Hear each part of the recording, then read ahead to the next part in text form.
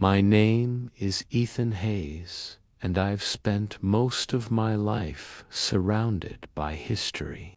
As an archivist, I work at the Metropolitan Historical Archives, a sprawling repository of old manuscripts, letters, and forgotten stories. My job is to preserve the past, to uncover its secrets, and to make sure its whispers don't fade into silence. But never did I think the past would reach out to me personally and demand my attention. This is the story of the 7 letters that changed everything I thought I knew. It started on a quiet Monday morning. The archives were unusually still, the kind of stillness that seemed to hold its breath. I was cataloging a collection of correspondence from the early 19th century when I found the first letter. It wasn't supposed to be there. The envelope was newer, the paper fresher, and my name, Ethan Hayes, was written in looping, elegant handwriting on the front. I looked around, half expecting a prank, but there was no one. The other archivists were in different wings, and the security cameras showed nothing unusual. My curiosity got the better of me, and I opened the envelope. The letter inside was brief. Ethan Hayes, the past is not what it seems. Find the second letter. Trust no one. There was no signature, no clue about who had written it. I checked the archive's cataloging system, but the letter wasn't listed. It shouldn't have been here. My initial instinct was to dismiss it as a strange joke, but something about the handwriting and the tone made my skin prickle. Against my better judgment, I decided to look for the second letter. Days passed before I found it. It was tucked inside a leather-bound journal from 1823, hidden between its pages. The second letter was longer and more unsettling. Ethan, you are on the right path. The truth is buried in the letters, but you must be careful. Each one will lead you closer, but the danger grows with every step. Do not stop now. Seek the third letter where the past and present meet. The phrase, where the past and present meet, echoed in my mind. It could mean the museum's time capsule exhibit, where artifacts from different eras were displayed together.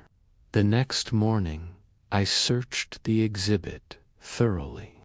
Inside a hollowed-out book from the 18th century, I found the third letter.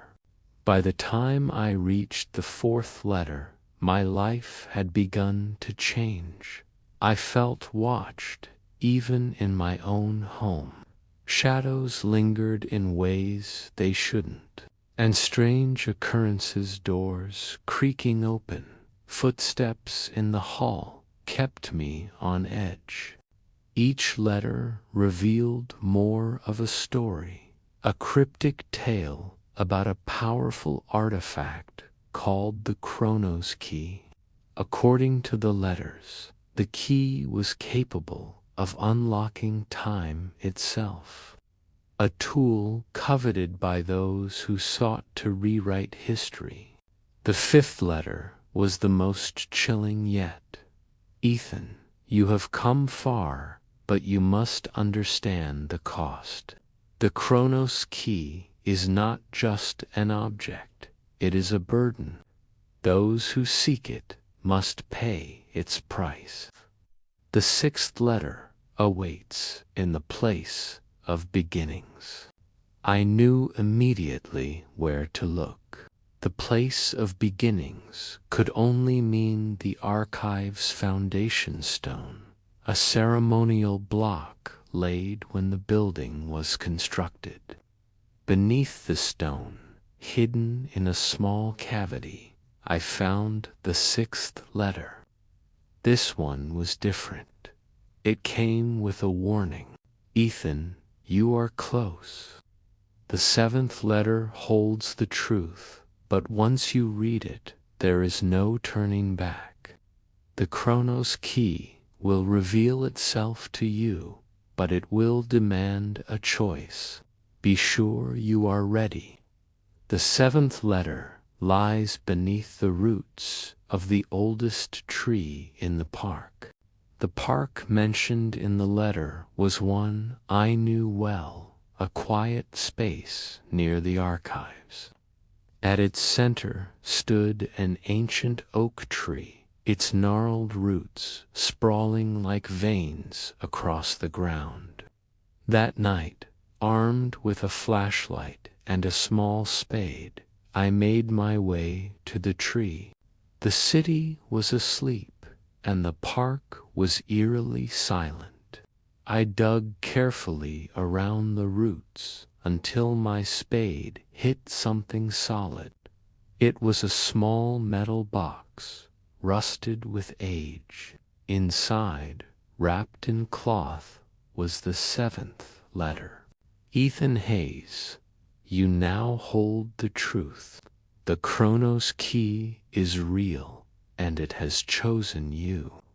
The key is the link between past and future, a power that can shape reality itself.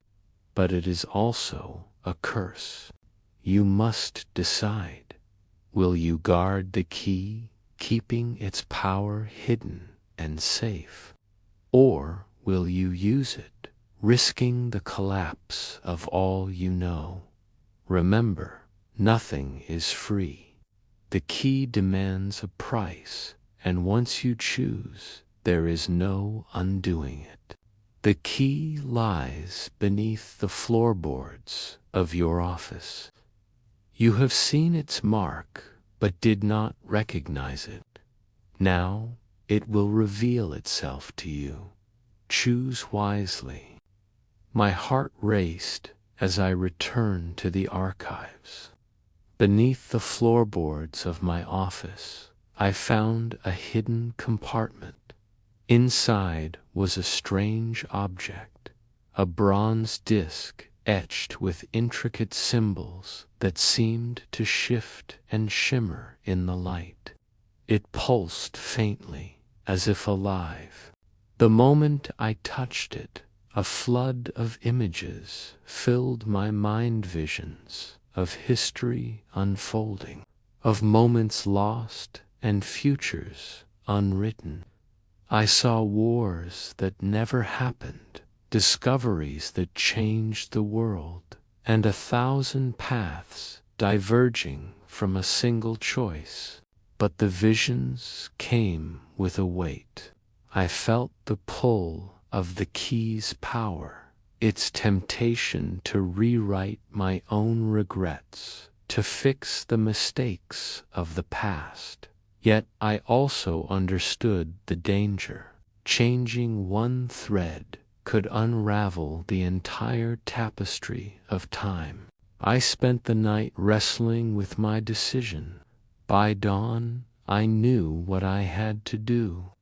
I buried the key deep in the archives, in a place only I would know. Its power was too great, too dangerous to be unleashed. The world had to move forward, not backward, and some things were better left untouched. But even now, I feel its presence, as though it's waiting. The letters were right. Nothing is free. The price of the key is its eternal shadow, a reminder that some truths are too heavy to carry alone. And so, the seventh letter remains my secret, a story I'll never tell till the key chooses someone else.